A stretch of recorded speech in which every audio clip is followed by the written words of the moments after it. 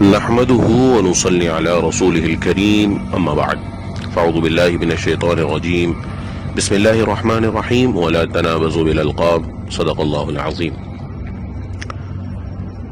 اللہ نے قرآن پاک میں بتلایا ہے کہ کبھی بھی کسی کو بھی برے نام سے مت پکارو، برے القاب سے مت پکارو۔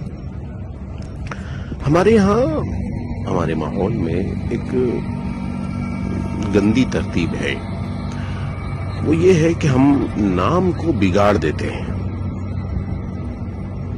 کسی کا نام کلیم ہے اور وہ اگر قسمت سے شکل کے اعتبار سے تھوڑا رنگ اگر دھیما ہے، ہم اس کو کلو کہہ دیتے۔ کلیم کا نام بگاڑا اور کلو کہہ دیا، کسی کا کچھ کہہ دیا۔ علماء کرام نے فرمایا ہے کہ یہ مناسب نہیں ہے، اس طریقے سے نہیں ہونا چاہیے۔ کسی کے نام کو بگاڑا اور اگر اس کو آپ جان بوجھ کر یہ کر رہے ہیں اور اس کو تکلیف ہو رہی ہے تو فرمایا کہ ایذاء مسلم حرام ہے۔ کسی ایمان والے کے دل کو دکھانا حرام ہے، اس کو تکلیف ہوتی ہے۔ ایک مجمع میں ہم کسی کو بلائیں، اس کا نام کلیم ہے اور ہم اسے پکاریں بھائی کلو، تو وہ کتنی شرمندگی محسوس کرتا ہے۔ اسی طرح خواتین کے یہاں بھی ہے، یہ مرد کے یہاں بھی ہے، خواتین کے یہاں بھی ہے۔ اس طرح ہم بچوں کے نام کو بھی بگاڑ دیتے ہیں، یہ اچھی عادت نہیں ہے۔ جس کے جو نام ہے اس کو اسی نام سے پکارا جائے، نام بگاڑنے کی اجازت کسی کو بھی نہیں ہے۔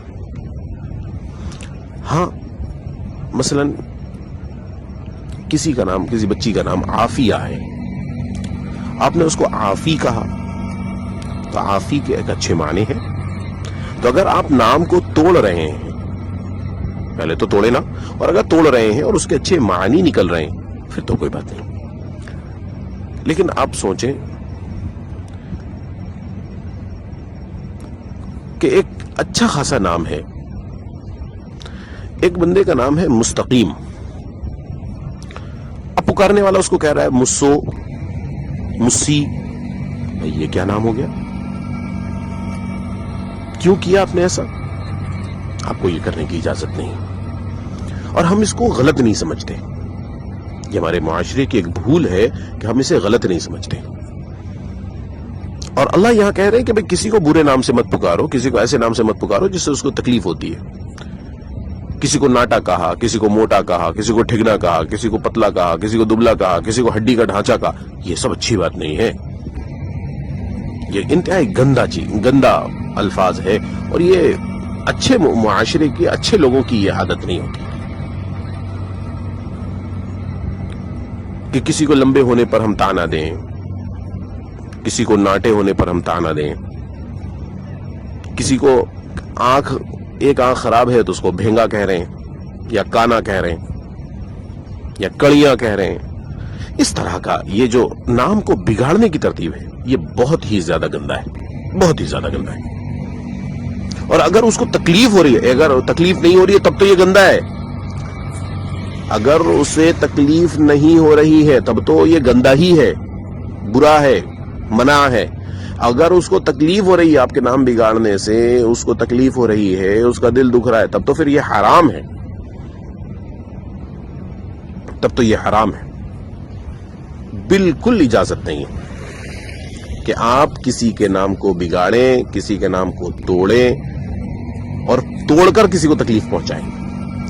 ایک تو کسی بھی ایمان والے کو تکلیف پہنچانے کی اجازت ہی نہیں ہے، پرمیشن ہی نہیں ہے، اور اوپر سے ایسی چیز میں آپ تکلیف پہنچا رہے ہیں جس کا کوئی مطلب بھی نہیں ہے۔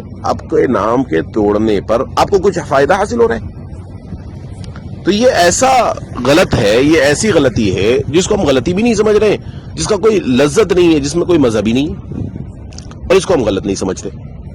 تو اس لیے ہم سب کو یہ چاہیے کہ ہم یہ کام کو آج سے ترک کر دیں کہ بھائی جس کے جو نام ہے ہم اس کو اسی نام سے پکاریں، اس کو اسی نام سے بلائیں، اس کو اسی نام سے یاد کریں۔ اسی نام سے یاد کریں، اس کے علاوہ کسی نام سے یاد نہ کریں. کسی کو بھی برے نام سے یاد کرنے کی شریعت نے اجازت نہیں دی، حرام کہا ہے. تو آج سے ہم سب توبہ کریں کہ آئندہ ہم کسی کو بھی کسی نام سے بھی برے نام سے نہیں پکاریں گے. جس کے اصل جو نام ہے یا تو ہم اس کو اس نام سے پکاریں گے یا تو پھر اچھے نام سے پکاریں گے، جو اگرچہ اس کے نام نہیں ہے پھر بھی ہم اس کو اچھے نام سے پکاریں گے. ٹھیک ہے، اللہ ہم سب کو عمل کی توفیق عطا فرمائے. السلام علیکم ورحمۃ اللہ.